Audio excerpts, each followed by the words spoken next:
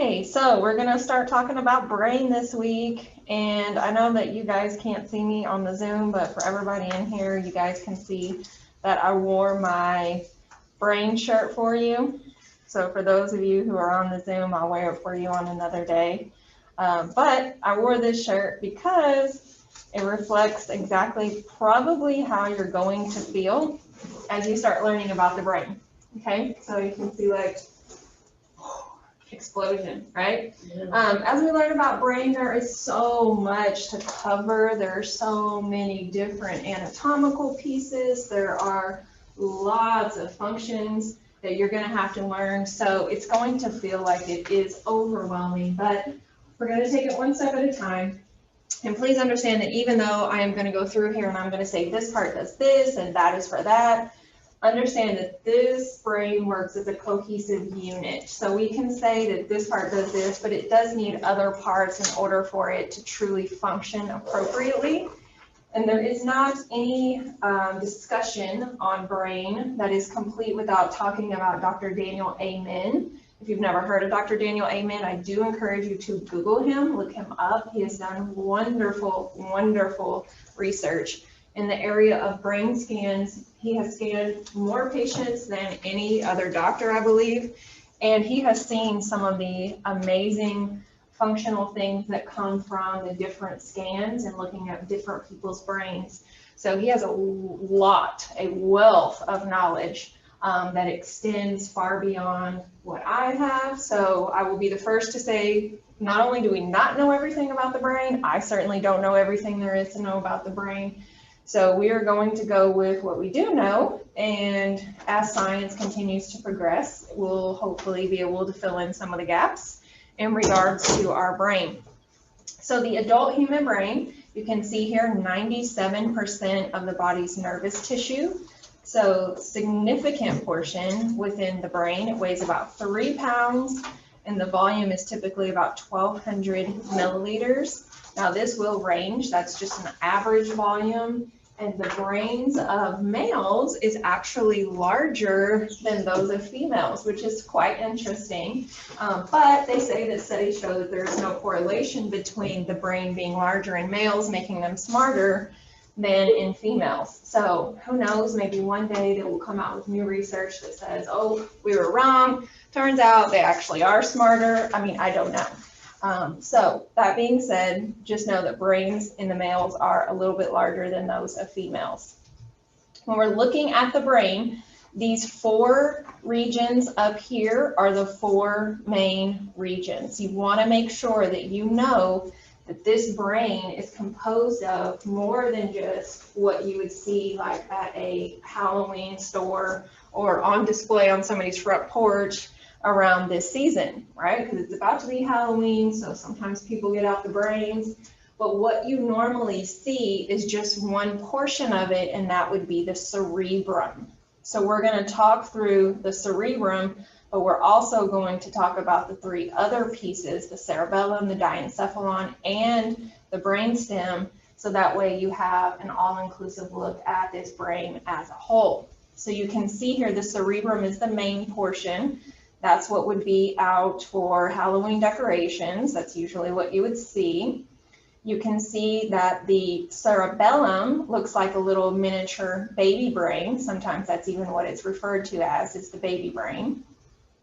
The diencephalon is this area that you see here in blue. So this consists of the thalamus, the hypothalamus, the epithalamus. We'll be talking about all of those things.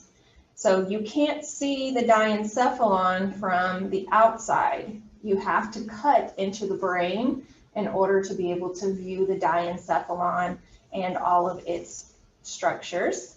And then the brainstem. You do have to cut the brain to see portions of the brainstem, but some of it you can see from just an external view if you turn it in the proper direction.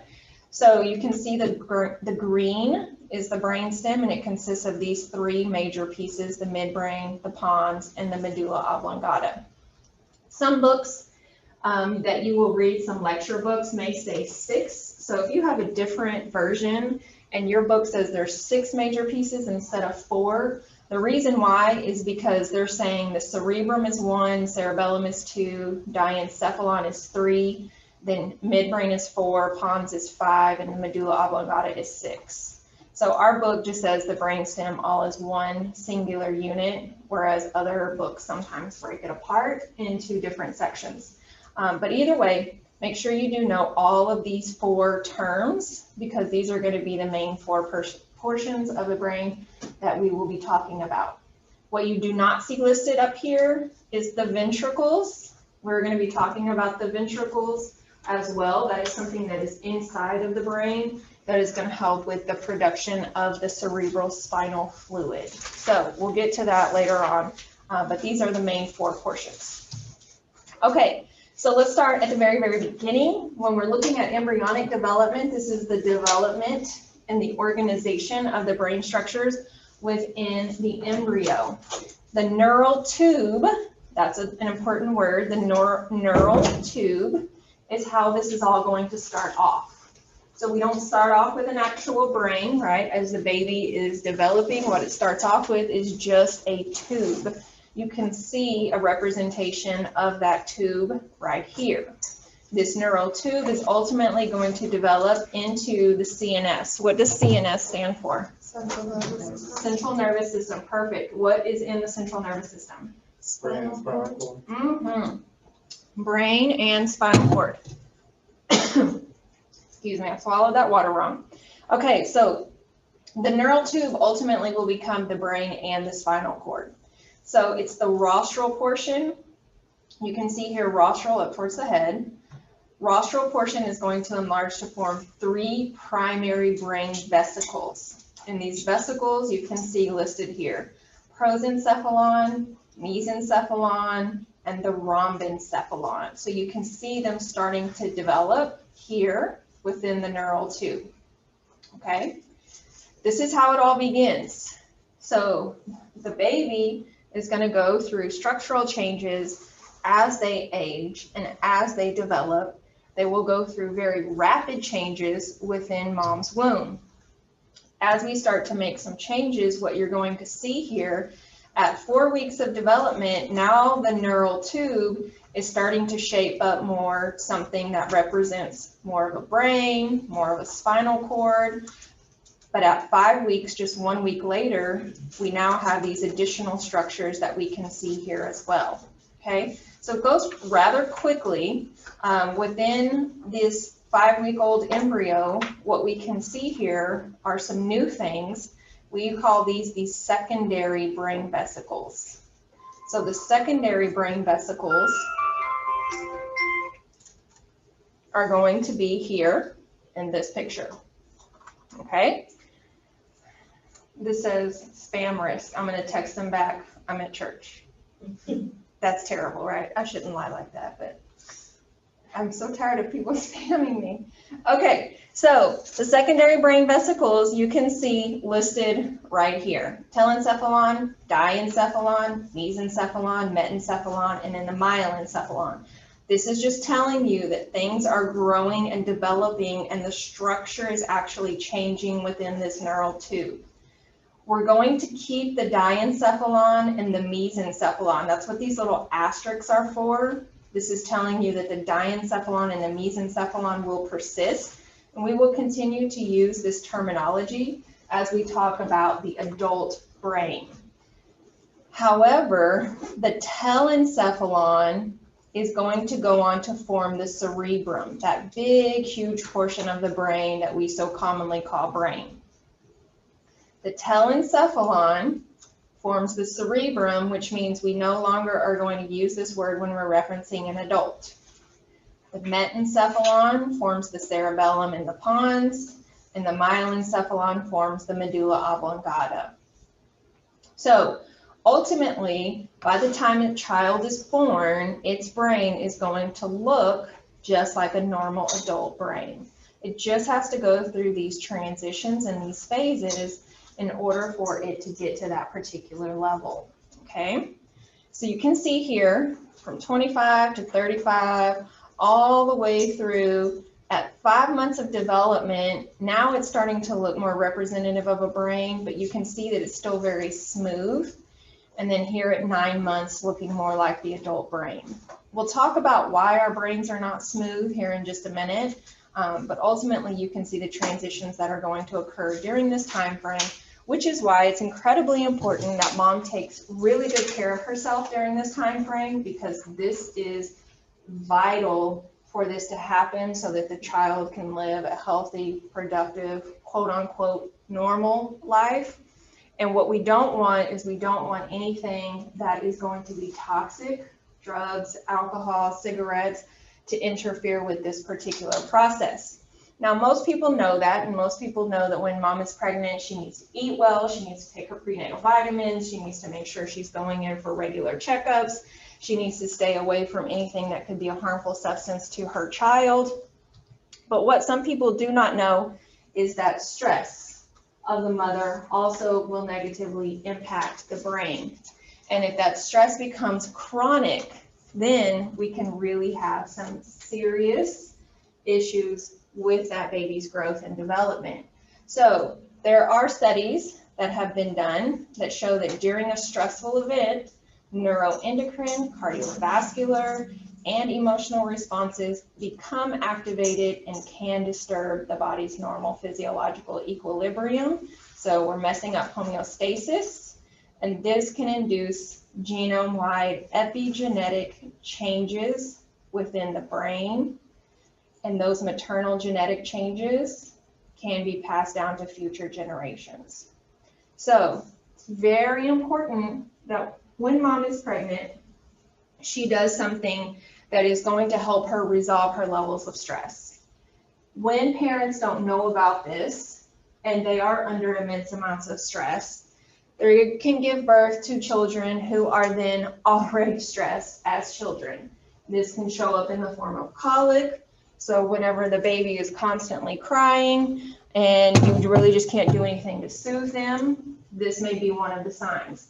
However, this video right here goes even further than that and shows how the stress from mom during pregnancy can actually affect motor skills of the child. So we're going to watch this quick video.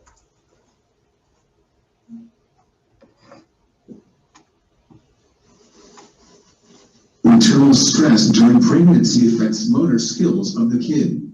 Previous studies have already shown stress during pregnancy has been associated with a number of adverse health problems for offspring, such as mental and cognitive deficits, increased asthma, and dental cavities. The present study was conducted by researchers at the University of Notre Dame, Australia, and the Telethon Kids Institute. The impact of maternal gestational stress on motor development in late childhood and adolescence. A longitudinal study published in the journal Child Development on October 2015. Tubby and Grace, School of Health Sciences, University of Notre Dame, Australia is the first author, and she received the Best Poster Award at the 2015 Science on the Swan Conference in Western Australia for this paper. Stress encountered by mothers during pregnancy can affect their child's motor development all the way through to adolescence. Study was done on around 2,900 Australian mothers, primarily white. Results showed that the kids born to mothers who experienced the most stress in pregnancy had the lowest scores on motor development. This suggests an accumulated effect of stress on the developing fetal motor system. This may be due to the underdevelopment of the cerebellar cortex, a brain area that develops later in pregnancy and controls many motor functions. Low motor development has been linked to worse mental and physical outcomes. It is important to investigate early risk factors to facilitate early intervention. Pregnant women who are under stress should be counseled about stress reduction techniques such as gentle exercise. Children with low motor ability can have difficulty in writing, throwing, and running. This can be improved in many cases with intervention and support. Thank you. So we don't want to forget that side of the triangle, okay? Because even though mom may say, you know, I'm taking all my vitamins and I'm eating right and I'm doing the things that I'm supposed to, we're only touching two sides of the triangle at that point. So we do need to ask the question of, do you feel okay? Are you praying? Are you doing something with meditation? Do you do yoga? Do you take some time for yourself every day? Where do you feel like you're at in regards to your stress levels? That's an important question, because as we walk through this brain and then we walk through the spinal cord and then we start going through the actual tracks, like they were talking about the motor tracks, how it affects the different things that your body is actually going to be able to do, you will see that if we can catch this early on, then we may make some significant changes in a child's life and set them up for a different trajectory. But we have to ask the question, and we have to let mom know that it's okay to say, you know what, I am struggling and I do need help. And there's nothing wrong with that. It's okay to not be okay as long as you're on your way to being okay. That's what I want all of my patients to know. So there is help and there are things that we can do, and it is important to make sure that we do those things in order to help everyone as much as possible. So whenever we are looking at, let's go to this next slide. The video is going to try to play again. When we're looking at this brain, what you can see here is if we're looking at the cerebrum, this particular picture is going to show you this will control conscious thought processes, intellectual functions, memory storage, conscious and subconscious regulation of skeletal muscle contractions. So of course that's going to be involved with the motor movement. You can see here the diencephalon, including the thalamus and the hypothalamus, is going to be for sensory information, different autonomic functions, hormone regulation. The mesencephalon, aka the midbrain, is going to be responsible for some of that sensory information as well, maintaining consciousness. The cerebellum, those motor patterns that they just talked about within the video. The pons, or the metencephalon, sensory information, subconscious somatic and visceral motor centers. And then the medulla, relaying sensory information, and then autonomic centers for different things like our heart rate, our breathing, and even digestion. So everything in our entire body is going to be tied into this one structure right here. And if we're not taking care of this structure, and if we're affecting the structure negatively, then we can expect that things in different parts of our body are not going to function as they should or as they are supposed to. So let's get into this, okay? The cerebrum. This is the largest part. This is the one that, again, would be outside for the Halloween decorations. All conscious thoughts and intellectual functions are going to be happening here in the cerebrum. If you damage the cerebrum, are you going to potentially impact that person's ability to make good choices? Yes, okay, because this is intellectual functions. A person who knows right from wrong, good from evil, moral from immoral. Sometimes we can get into debate philosophically about, well, what is that? Where is that line, et cetera, et cetera. There's so much psychology that goes into this as well, obviously, because we're dealing with the brain. But if a person does not have good cerebral function, then we should not have expectation for them to make intelligent decisions. That's not fair to that person, because we've already learned in class that structure and function are interrelated. And if their structure has been negatively impacted, it's not really a good expectation to think that their function is going to work perfect if their structure is not there, okay? Processing somatic sensory. What was somatic again? What did we say that was? Somatic, we say somatic starts with an S. What else starts with an S? Skeletal. Perfect. So skeletal, sensory, and motor information. Gray matter. Does anybody remember what's the difference between gray and white? Non-myelinated. Good. So white means that we have myelin there. White is our myelinated axons. Gray is going to be our unmyelinated axons, or our cell bodies. So we're going to have different parts of gray and white in different parts of the brain. And I'll tell you right now that whenever it comes to the brain, it's not quite as clear cut as the spinal cord. The spinal cord is very easy to determine what is gray and what is white. The delineation is so easy to see. In the brain, not so much, okay? Especially in certain parts like the brainstem, where you have these clusters of gray and white kind of all together. So we'll be walking through and you'll be seeing different areas of gray, different areas of white. Just remember whenever we say these things, what we're actually talking about, what we're representing. Gyri is an important word to remember. The gyri are going to help increase the surface area. So circle that right there. Increase surface area. This is why our brain is not smooth. So we are going to have these ridges. We're going to have these, hills. It's going to be a structure that is not a very smooth structure for a reason. The gyri are going to allow more surface area so that there can be more neurons that can fire more pathways to help us use our brain to a greater extent. These gyri are going to be separated by either a shallow depression. If it's shallow, it's a sulci. Okay, the S's go together. A shallow sulci, or if it's a very deep groove, it's going to be called a fissure. So we've got these different gyri, and I'll show you some of the more important ones as we kind of go through this particular PowerPoint. Just remember that is just a word for meaning the brain is not smooth. So this is the area that kind of, comes up like a little hill, okay? The longitudinal cerebral fissure, remember fissure is a deep groove, is going to separate our cerebrum into a right side and a left side. So basically we'll say we have two brain hemispheres.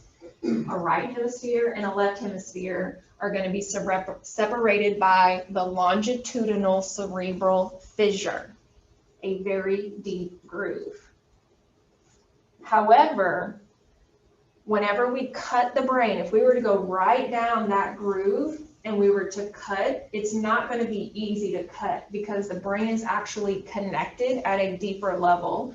And that connection is through this structure right here. CC stands for corpus callosum. So the corpus callosum is going to keep our right and our left brain together, and it's going to allow them to talk to each other. So think of the corpus callosum kind of like a bridge. So information can move back and forth between the right and left hemisphere because of the corpus callosum. And then we have different lobes within our cerebrum that are also going to be separated by sulci. So that shallow depression will separate different lobes. So let's take a look at a picture here. When we're looking at this brain, this is a lateral view.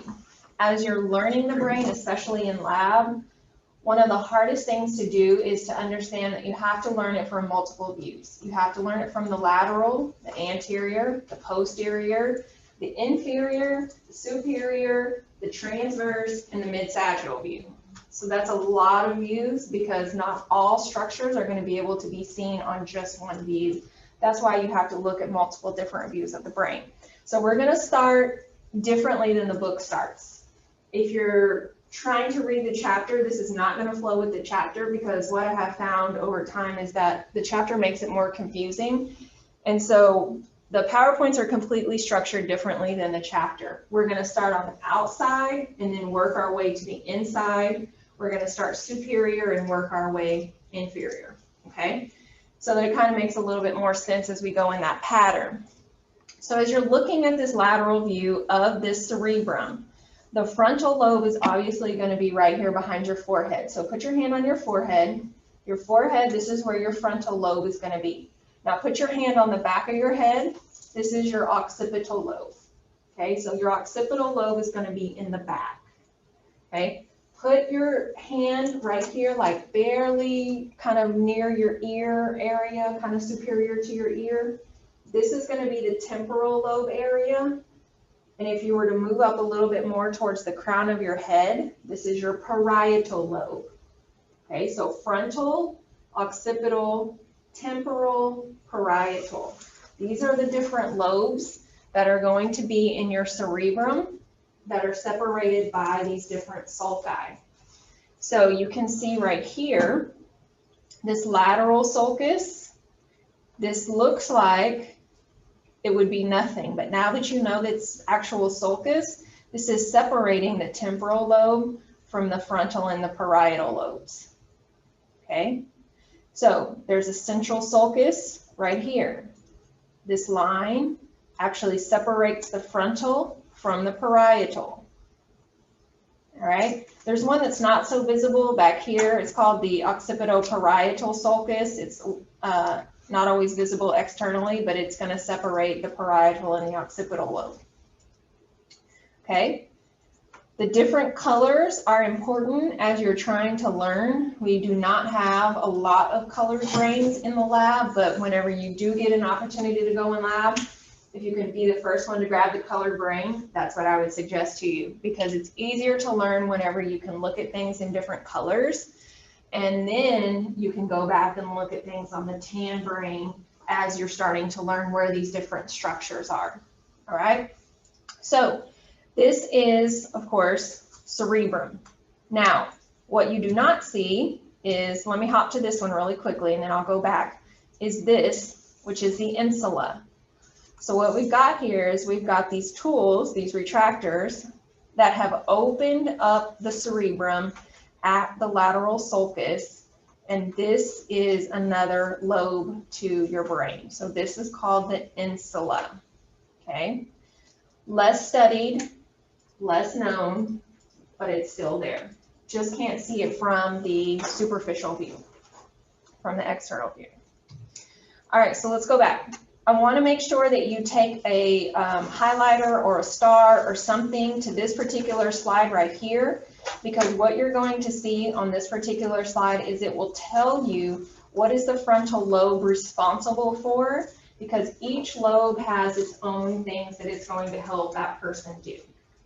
And again, you need more than just the lobe to make all of these things work. So remember, this has to be like a cohesive unit. But this gives you general ideas of what is my frontal lobe doing versus what is my temporal lobe doing. So whenever we're looking at, let's say, understanding language, let's say information retrieval, and let's say memory, this temporal lobe is what is going to help you pass your test in A&P. The temporal lobe is where you're actually going to be able to understand what I'm saying. You're going to put it into your brain. It's where information will be stored. It's where you're going to have to go to for whenever you're like, okay, I'm trying to remember what she said about this. You're going to your temporal lobe to figure out how to pull that information out of your brain, because this is where your memories are stored. But I will tell you this, if you don't go to sleep, you're not going to be able to store those memories. So sleep is very important, especially nights before the test. This is why cramming before tests actually works against people, because if you don't sleep, you don't store. And if you don't store, you can't retrieve, because there's no memory there to pull out. Whenever you look at Alzheimer's patients, does anybody know any Alzheimer's people? Yeah, some of you are nodding yes. Do they sleep a lot, or do they sleep very little? Very little. Okay, they're up all the time. They wake up at hours that people should not wake up at. They get up and they start moving around. They don't sleep anymore. And with an Alzheimer's patient, it's easier for them to remember something that happened 30, 40, 50 years ago, because they were sleeping then, and that memory is stored in that temporal lobe. But they can't remember what they said 15 seconds ago, because they're not sleeping anymore, and that brain is not storing those memories. So when we look at Alzheimer's patients, what we can also see is their structure has changed. Instead of having all these gyri and these sulci, Alzheimer's brains start to become smooth, okay, which means we're losing sort of surface area for those neurons to make the connections and to work as it's supposed to. So Alzheimer's is a very, very scary and unfortunate diagnosis, but Alzheimer's is one of those diagnoses where we have to say the best medicine was something that we could have done yesterday, because it's a progressive disease. That means that before we even get there, we have to be taking care of the brain the whole way through. So once we get there, then we're already down the tracks, you know, headed for a disaster. Yes, there are some things that can kind of help slow the progression, but there's nothing that's going to help undo all of the structural damage that occurs with Alzheimer's. So that's why it's definitely important to take care of our brain on a regular basis. And that's why at the end of this PowerPoint, I have foods that will help nourish the brain that you should be getting every single day as a student, if you do want to do well and make sure you are successful grade-wise, because you will be helping your brain by eating those foods. But then, of course, you'll be helping your brain long-term as well. So these are just some things that you can see here from different lobes. That's why I want you to make sure that you really pay attention to this particular slide, because it's basically a summation of what all of the different parts are going to be most responsible for doing. Okay, so we talked about the insula. So just FYI, the insula, as we're still learning more about this, social emotions portraying emotional intelligence. Now, there are some people who have no emotional intelligence, and you know those people, and you've seen how they've behaved in certain situations before. They can't read a room, they don't understand body language, so a lot of that is going to come in on the insula. Other things as well, okay? Now, TBI, because we talked about if we're changing structure, we're changing function, TBI has to be mentioned in Texas because we're all about football, right? Especially about our Dallas Cowboys. Now, more so in past years than maybe now, but either way, football is back. It's football season. A few years ago when my husband and I made that trip to San Diego that I showed you guys pictures of, we were on the plane with an ex-Dallas Cowboy. Now, he hasn't played in years. And so whenever my husband kind of elbowed me and he was like, "Babe, I think that's such and such." I'm not going to tell you his name because I'm about to tell you some of his medical stuff, so I won't say his name. "I think that's such and such." And I was like, "No, babe, how do you know? Like, I don't even think so." And so we're sitting there talking about it, and he's like, "I know that's him. And I said, "Babe, he's aged. How would you know that?" He was like, "Let's Google it." So we Googled it, looked at some of his most recent pictures. Sure enough, it was him. Now, my husband is a chatty Cathy, so he loves talking to everybody. So we're trying to get our bags. Now, he's talked to the guy on the plane, but we're trying to get our bags. And how my husband gets this man to tell him he's in San Diego because he's going for stem cell treatments because of all of the concussions that he suffered while playing football. And so he starts talking about how the stem cell treatments are really helping him, starts talking about all of the things that he was dealing with, all of the side effects from all of these TBIs. And I'm just standing there just amazed that he's revealing all of this medical information to us. But he did say it's $10,000 per stem cell treatment, but it's worth every penny because there isn't anything else that I can do to get my brain to go back to normal. And that is so sad. Not everybody can afford a $10,000 per treatment. So we really have to pay attention to what are we allowing our kids to subject themselves to whenever we do allow them to play football. Now, for some people, that may be their life's purpose, and I get it, okay? So you just have to know that TBIs are coming. For those people who just want to play around and just have fun, I say find a new sport, maybe golf or something, right? Please don't play football just for the sake of, well, I just want to have fun with my friends. There's too many other ways to have fun with your friends. I refuse to let my boys play football because when I was in college, getting my chiropractic degree, I learned that every tackle could be equivalent to a minor car accident, some to a major. So every time the boys are tackled, they're suffering brain injury as if they had been hit in a car accident. And that's just crazy to me. So there's 2004 research that shows that. And then in 2017, or 2015, one of those years, they came in with special mouth guards to determine what's actually going on in these brains.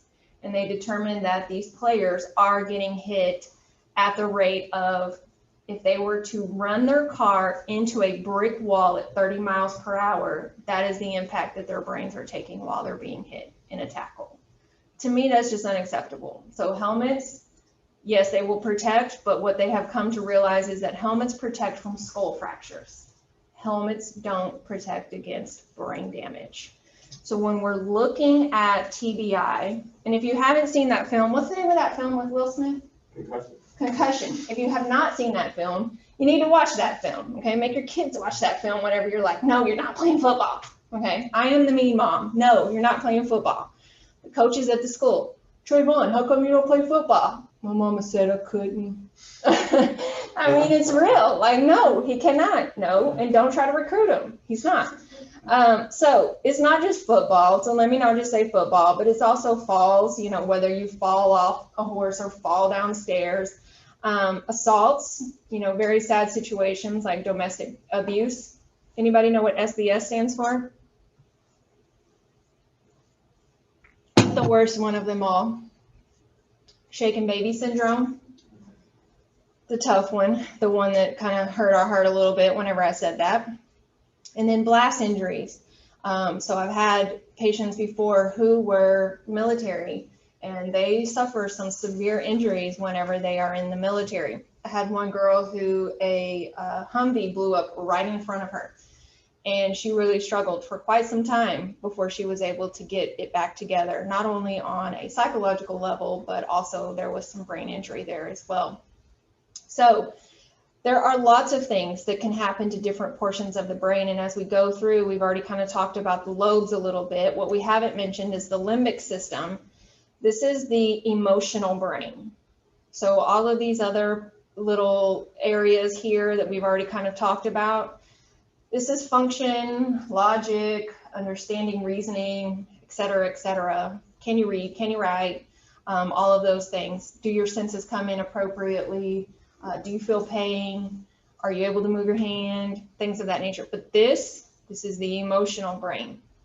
So TBI will affect every aspect of the brain whenever there is some sort of tissue that has been injured. There are a lot of videos out right now on YouTube from, I can't remember that lady's name, but she suffered a TBI and now she has like a whole YouTube channel about how to help heal from TBI. And so there are things that you can do nutrition-wise. There are different devices that you can do, different scans that you can get done. Biofeedback is a huge thing in TBIs. There's things that you can do, but if you can avoid it, that's really the best thing. So some things can't be avoided, and I get that. But if you can avoid it, then by all means, take care of that brain and treat it, cherish it, because it is so important. All right, so when we're looking at the cerebrum, what I want you to see here is that the cortex, so the outer portion of the cerebral hemisphere, is going to receive the somatosensory information from and send motor commands to the opposite side of the body. So things are going to crisscross whenever we're talking about our brain and then our movements. So if somebody has a stroke on the left side of their brain, it's going to affect the right side of their body because we have this crisscross of information that's going to happen from brain to body. The central sulcus separates these motor and sensory areas. So yes, the cerebral cortex is going to receive sensory information and it will send motor information. There's a very thin line between where's the sensory information going and where does the motor information come from. So I'll show you the picture on the next slide and then we'll come back to these other things. So the central sulcus that I showed you earlier, if you think about that phrase, there's a thin line between love and hate. There's a thin line between sensory and motor, okay? The precentral gyrus, this is where your motor commands are going to come from. The postcentral gyrus, this is where your sensory information is going to come to. So remember, sensory information is going to come from the periphery. Okay, so like out in your fingertips, if you were to feel something soft and fuzzy. That information is going to travel up your fingers in a sensory or afferent neuron pathway. And ultimately, it will end up here. Now, it has to go through a couple of other things first, and we get to that later. But it will ultimately end up here in the postcentral gyrus. So then the brain is going to say, okay, well, what do we do with this information about soft and fuzzy? Well, we can send out a motor command from right here in the precentral gyrus that says, let's hug it a little bit tighter. Okay, or maybe that's just me. I don't know. I feel something. I'm like, oh my God, let me touch it more. So pre and post, motor and sensory. with this very thin line in between the two called the central sulcus. Okay, so that's what you see here. The primary motor cortex is on the surface of that precentral gyrus. This is why the gyrus are important. They will direct the voluntary movements by controlling the somatic motor neurons in the brainstem, that's the BS, the brainstem, and the spinal cord, the SC. The sensory area is the primary somatosensory cortex. This is in the post-central gyrus. And then stimulation here will lead to your awareness of that sensory information. Now just go ahead and write a little note to yourself. Not all information will arrive here. You do not need to be aware of every single little bit of sensory information that your body knows about.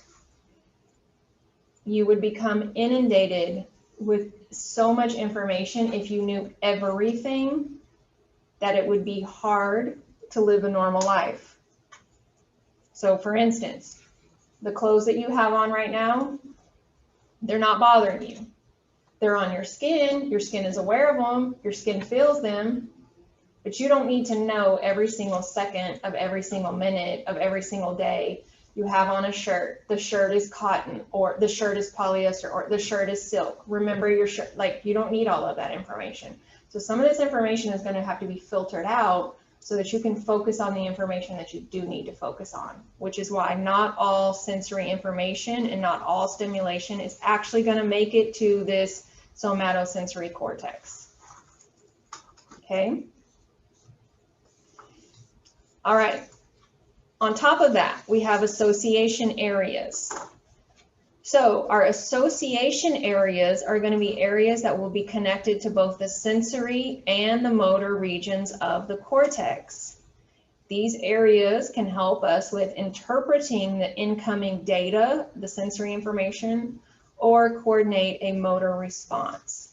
So for example, the premotor cortex, also known as the somatic motor association area, this will help coordinate learned movements. So our association areas, what you need to remember is they help us with associating the correct information so that we can carry out our task efficiently. You can see here I italicized, the primary motor cortex does nothing on its own. So even though the primary motor cortex is going to send out a motor command telling me squeeze that fluffy soft blanket a little bit closer to you, it's not just the primary motor cortex that is going to allow me to do that. So we've also got this somatic motor association area that will be working to allow that to happen. So when we talk about learned movements, let's say, for example, if you have repetition, right? Repetition means that you're going to have these patterns that become stored in that premotor cortex. You can then therefore perform the movement smoothly and easily by triggering the pattern rather than by controlling the individual neurons. Does anybody in here ride motorcycles? No? Okay. So whenever you have to ride a motorcycle, it's a brand new experience. And at first you have to learn how to control the bike, how to maintain your balance on the bike, how to not fall over on the bike. Whenever you take a turn, you have to learn that you have to lean into the turn, which is the exact opposite of what your brain wants to do, which is to lean away from the turn because you think you're going to fall. So learning how to ride a motorcycle is very detailed. And there's a lot of things that you have to learn how to do. You have to learn how to watch for other cars. You have to learn how to gauge their speed. There's so many things that you have to do. But once you've got it, then you've got your primary motor cortex working for you. And instead of thinking about the 1,000 different things you need to do, you just get on the bike and you go. Okay, so that comes with that learned movement because you have the pattern that is now going to work within your brain instead of I got to do A, B, C, D, E, F, G. So this premotor cortex helps us establish different patterns. It's the reason why you all were able to drive here today, and you probably didn't have to think twice about which direction am I going to go, okay? Because you've got this pattern of how do I always get to school. Has anybody ever said, oh, I'm gonna go run a quick errand before I go do ABC, and then you end up going to not run the errand because you forgot to turn in the right place, and you ended up going to destination B before you actually were able to go to destination A, right? Because we're so patterned to doing these particular things this particular way that if I tell myself, it happens quite frequently, if I tell myself, I'm gonna go to Target before I go home, even though Target's right here, I end up staying straight instead of turning that right to go to Target because I'm so used to going straight. My premotor cortex is patterned to do it that way that it actually takes physical thought for me to say, don't go straight, turn right. You gotta go to Target, okay? One area of the premotor cortex, the frontal eye field, you can see the frontal eye field right here in this particular picture. This frontal eye field controls learned eye movements, such as whenever you are reading. So individuals with damage to the frontal eye field can understand written letters and words, but they cannot read because their eyes cannot follow the lines on a printed page. So they may know what the word means and they may understand the definition of the word, but they can't read the word because their eyes can't follow the pattern for the lines. And you guys, I know you guys have seen those things on social media that say, you're so smart if you're able to read this, and it's like, you know, all these misspelled words, but like you totally figure it out because your brain is so used to seeing that word that it knows how to read the patterns of the line, okay? So if you thought it was because you were smart, sorry to bust your bubble, it's really because of your frontal eye field, which I guess makes you smart, okay? Maybe. All right, so that's motor stuff. Now let's talk about our somatosensory association cortex. Of course, this is going to monitor the activity in the primary cortex because we have to have primary and association area working together. So you can see here, this is our primary. Remember, it was our postcentral gyrus, primary sensory cortex. And then here's our somatic sensory association area right next door, okay? So we've got a couple of things that are going to be important whenever it comes to sensory association, such as the visual association. This will interpret activity within the visual cortex. You can see the visual cortex is right here, this dark green. The occipital lobe is all about vision. That was in one of the lines on that summation slide that I told you to make sure you look at. So the occipital lobe being all about vision means that we have our visual cortex here. So yes, that means that our eyes are up here at the front of our head and the information has to travel all the way to the posterior aspect of the brain. Between the visual cortex and the visual association area, if we see BLUE written on the paper, then you can interpret it to mean the color blue. It's not just 4 separate letters. So that is the visual association. If you even saw the color blue in your brain as you read through that letter, that is the association area telling you, you know what blue is. Okay? You're familiar with this and you know what it looks like, whether that is lapis lazuli blue, cerulean blue, royal blue, navy blue, any kind of blue. You know what blue is. And then auditory association area. This means hearing. So this monitors the auditory cortex. You can see the auditory association area is here. Auditory cortex is here, right where your ear would be. This monitors for word recognition. So if I start speaking all of a sudden next week with a British tone for whatever reason, if I pick up a British accent, you're still going to understand what I'm saying because you can recognize the words that are coming out of my mouth, even though my accent has changed. Okay. All right. So if you like little graphs, this is for you. You can see here that this is just another way to summarize the different information parameters that we walk through. So whether it's primary motor or primary somatosensory, occipital lobe, temporal lobe. What are these different lobes going to help us do in regards to, is it going to help us with feeling things? Is it going to help us with moving things? Is it going to help us with hearing things, seeing things? Like, what are we doing here? Okay, so that's just kind of a little summation slide for you. The more colors on this particular slide right here, that's why I threw it in here, so that way you can associate. The frontal lobe is going to be associated with our motor information. Our parietal lobe is going to be sensory, occipital lobe, visual, temporal lobe, auditory, and now we've also have the addition of olfactory. What does olfactory mean? Smell. Perfect. Gustatory. What does gustatory mean?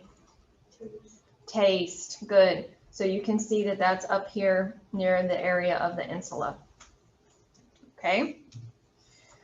Okay, so our prefrontal cortex, if we go back and we look at this again, look, this is the prefrontal cortex, this area right here, prefrontal. So remember, this is the frontal lobe, this is the prefrontal cortex. This coordinates information relayed from all cortical association areas. So we just walked through different association areas.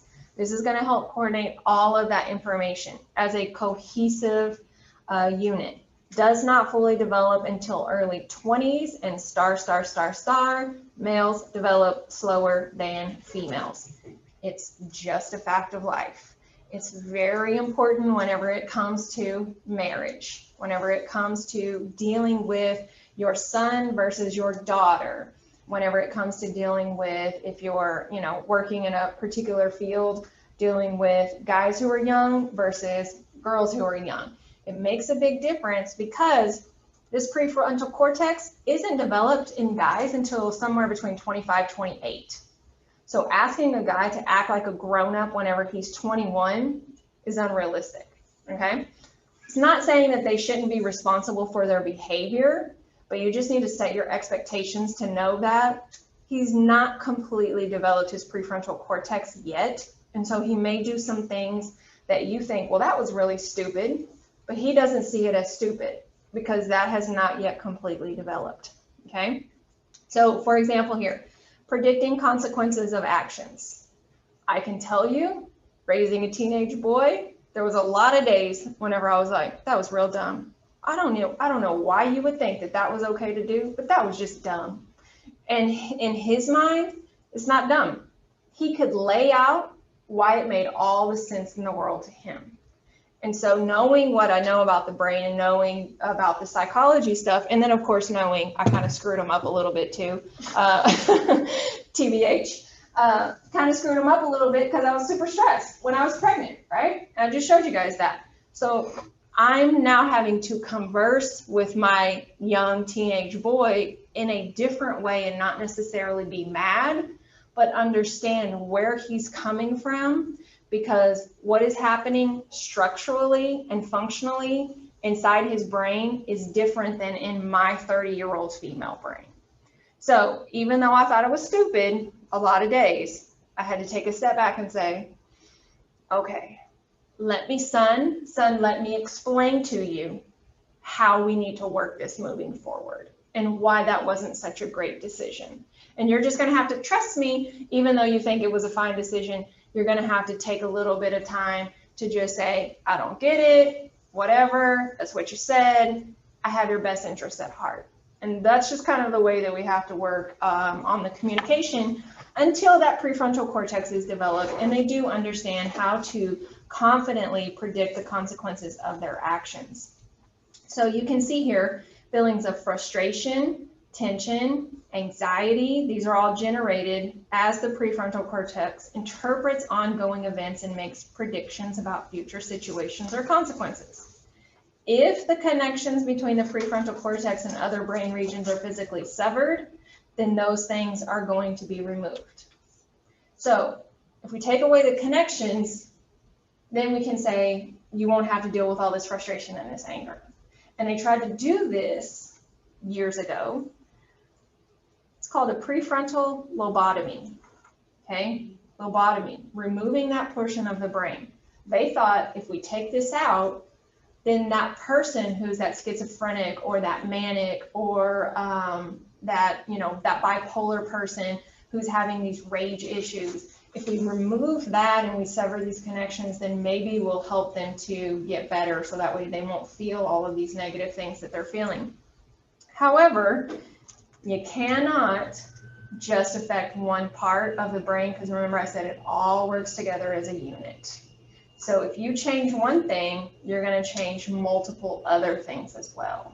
And so what they were finding was that this was a very unsuccessful idea. And even though they thought that by taking off these connections that it was going to help with curing them or at least calming them, what they ended up finding out was that this was actually making people worse, and that these people were acting in ways that they never acted before.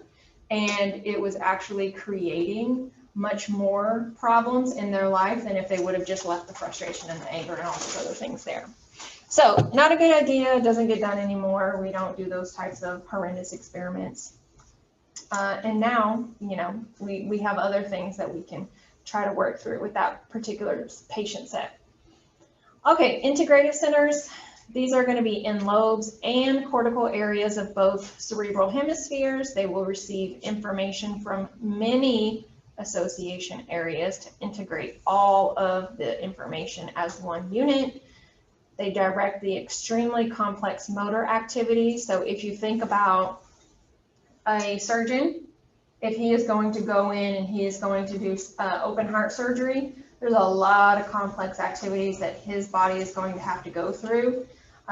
The last thing that a surgeon wants to hear is that they have some sort of disorder that causes them to not be able to control their muscles. So whether something that gives them shakes, whether that's something that starts affecting their joints, like RA will cause your joints to kind of, really mess up, and then your fingers will kind of turn in on themselves. You don't want anything that's going to impact any of those direct or very complex activities that you would have to do as a surgeon. So the surgeons have to make sure that their integrative centers in their brain are stellar, okay? So an example of an integrative center would be knowing that someone is lying to you by words and body language, but then you're thinking about how to handle it before overreacting. If you just fly off the hinge, then you're not really using all of the centers of your brain as one cohesive unit. But if you stop, calmly think about it, I know this person is lying to me. I can tell that they're lying to me. What does my choice of action or choice of words need to be? This is how you integrate and use the brain all as one unit together. Now, let me say that the integrative center is concerned with very complex processes, such as math, speech, writing, et cetera, largely restricted to either the left or the right hemisphere. So underline that, either the left or the right. Although these two hemispheres look pretty much the same, they will have different functions. And we call this hemispheric lateralization. So highlight that term, hemispheric lateralization. This means that there are some things that are going to happen on the left side of the brain, and there are some things that are going to happen on the right side of the brain. So you can see some of those examples here in this particular picture.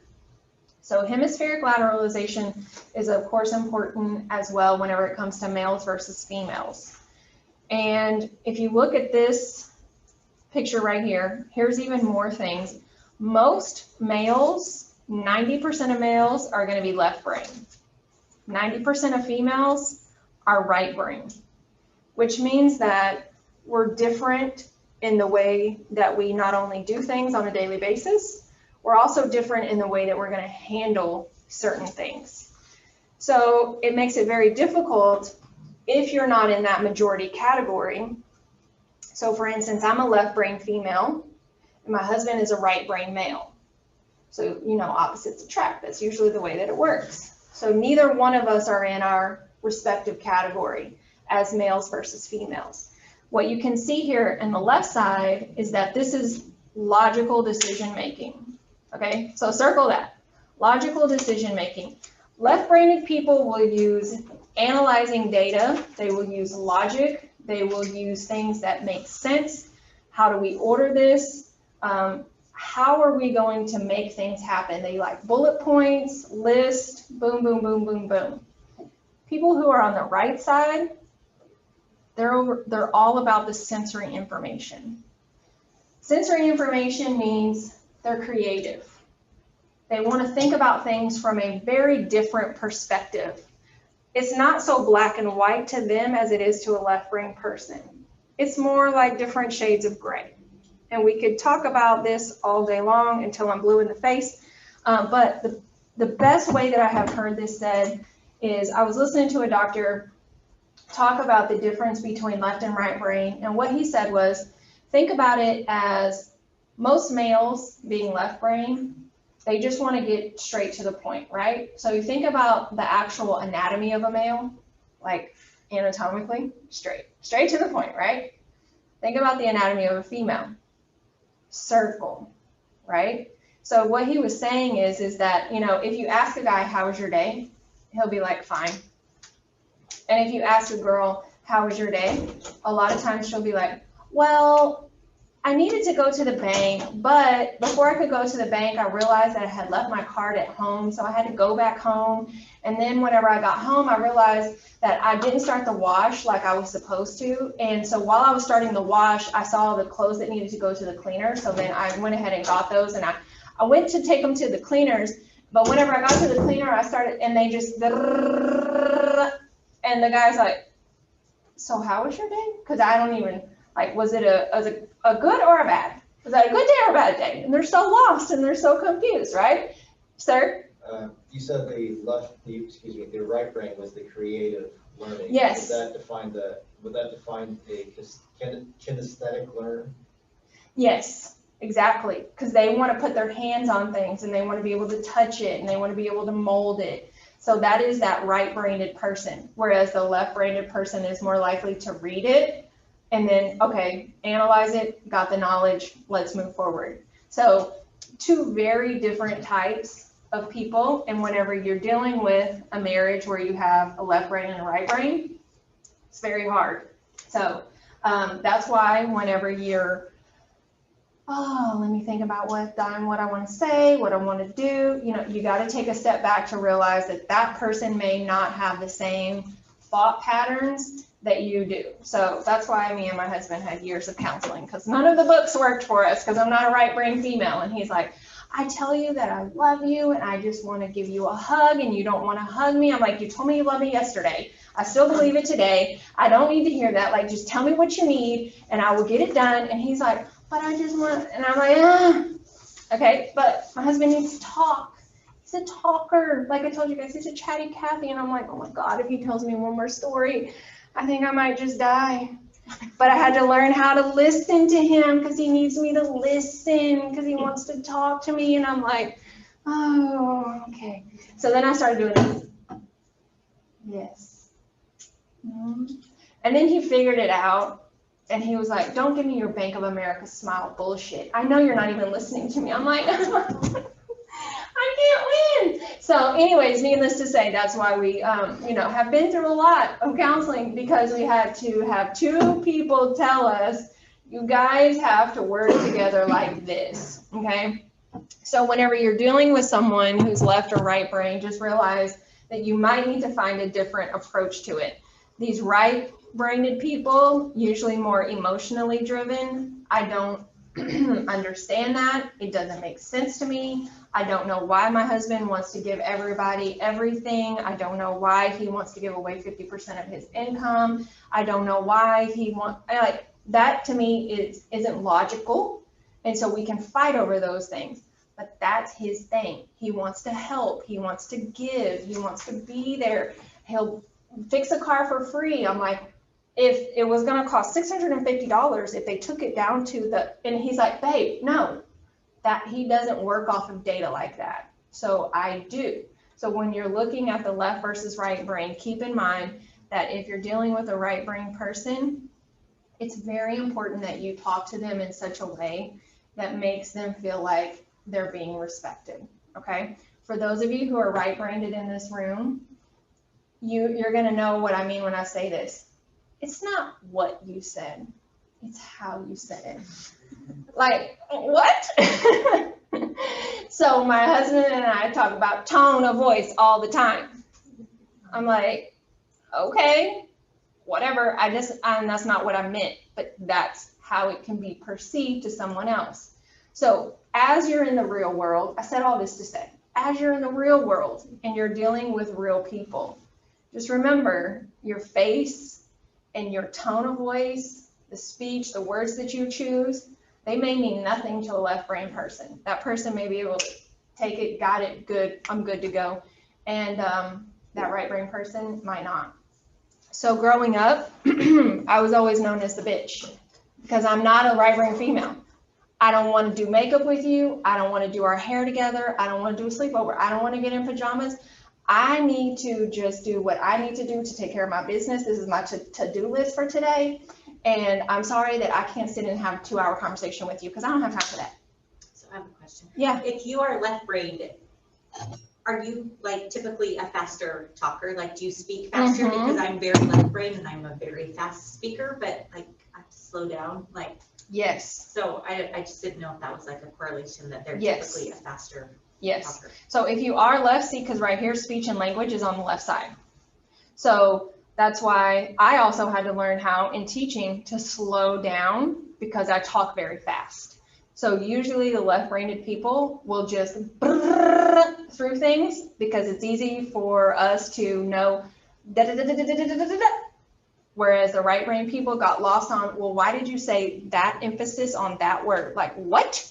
You missed everything else that I said, just the emphasis on the word. So it's hard to sometimes acclimate yourself to people. But the reason why I wanted to spend so much time on this is because we live in a world right now where people always want to judge other people based on what they say or what they do, and you don't even know what is inside of their brain, and what they may be thinking may not be what you are thinking. And so it's very hard for us to have this social interaction right now in this whole, tumultuous society, because nobody wants to just stop and say, maybe they see it different than I see it. And maybe their views are different than my views. Maybe it's because right brain, left brain. Maybe it's because they had stress or trauma growing up. Maybe something is different inside of their brain that's not inside of my brain. Maybe they didn't get to nourish their brain growing up. Maybe they were poor and they went to sleep hungry every single night. What then? Because that changes the whole entire picture. So not being able to have communication and to talk to people is really hurting us as a society, because nobody's willing to sit down and say, maybe I don't know it all, and maybe I'm not right in everything, because I'll be first to admit there was a lot of times whenever I had to say to my husband, I was wrong. So I thought, being a logical thinker, that meant I always had the answers, and that is not what that means. So it's very important that we learn how to respect people when they have different brain structure and different brain function than we do. So that's what I said all that for. Sorry that took so long. Okay, so Wernicke's area. When we're looking at Wernicke's, this is comprehension. So circle that word, language comprehension. People can understand what we're saying with the words that are coming out of our mouth, okay? Primarily associated with the left cerebral hemisphere. Both of these are actually. You can see Wernicke's area right here. So this is temporal lobe, this is parietal lobe. It's going to kind of be in between the temporal and the parietal lobe. This will coordinate the access to the visual and auditory memories as well. So whenever we're listening to someone speak, sometimes if we have these memories that we go back to, then that is the coordination from, okay, I'm comprehending what you're saying and I understand all of that, and it makes complete sense to me. That is very different from Broca's. Broca's, you want to circle the word production, because both of these are associated with language, but one is understanding spoken word and one is actually making the spoken word. So if you think about Broca's, you want to remember the little phrase Broca's can be broken. And if Broca's is broken, then that means instead of me having normal words that are coming out of my mouth like this, if I start to all of a sudden say, and I went to the turtle because it was yellow and orange, what I'm saying is making no sense, okay? That is Broca's, that is broken, and the speech production is no longer able to actually be efficient. Now, if someone has a stroke, let's say in the area near Wernicke's area, because this is comprehension, it doesn't matter how much you yell at them. It's not that you need to talk louder. They don't understand what you are saying.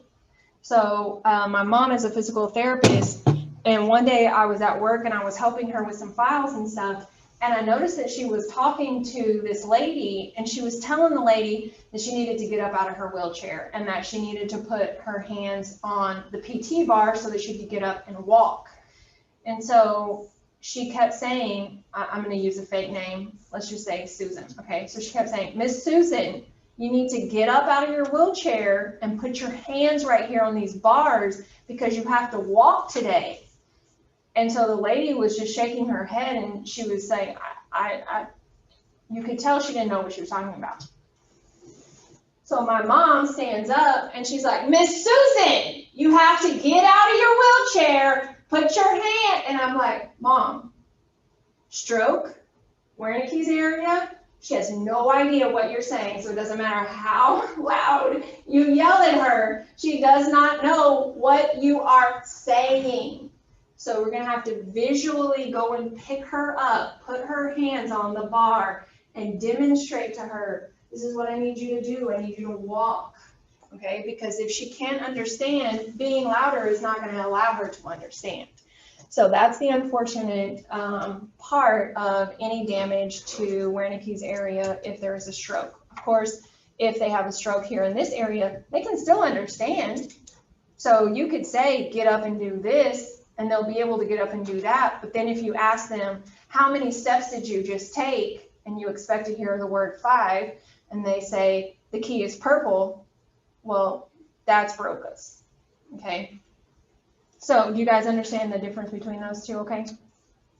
All right, I'm gonna end this really quickly. Brain activity, assessed with an EEG, electroencephalogram. This is when we place the electrodes on the brain or the skull. These are the typical waves you will get, alpha, beta, theta, delta.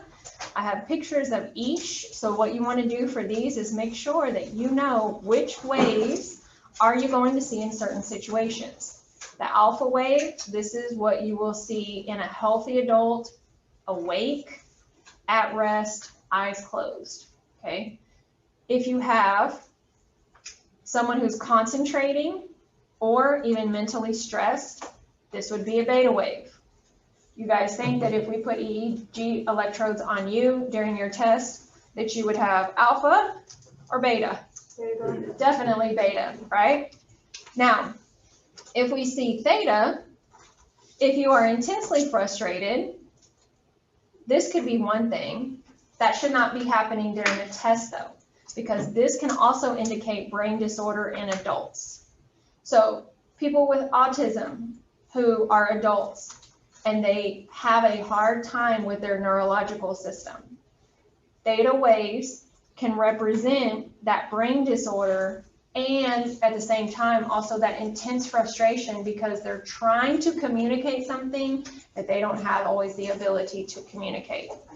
And then lastly, delta. So this is what you should see during sleep. Delta should be what's happening while you are sleeping at night. And then if you are awake as an adult and we see delta, there is definitely brain damage. Okay, seizures are a problem with the electrical activity between the hemispheres. So this is definitely going to show up as a problem on the EEG. Here's information on keto diet that's helpful for seizures. And then here's your foods to help nourish your brain. Unfair to ask someone to be on point and to be great at what they do if they need to use brain power and they're not nourishing their brain. So make sure you eat those on a regular basis, every single day, to help avoid any issues long term. Yes, sir. What's a good fatty fish? Salmon? Say, What's a good fatty fish you would recommend? Salmon? you said other than salmon, No, is it? like mahi, cod, I was those are, just asking examples of like. salmon is great. Salmon Yeah, is good. sockeye salmon is probably my fave out of everything because it tastes so good. I love sockeye salmon. Target just had a sale on it. Meant to go there the other day and get it. Patterns, didn't go.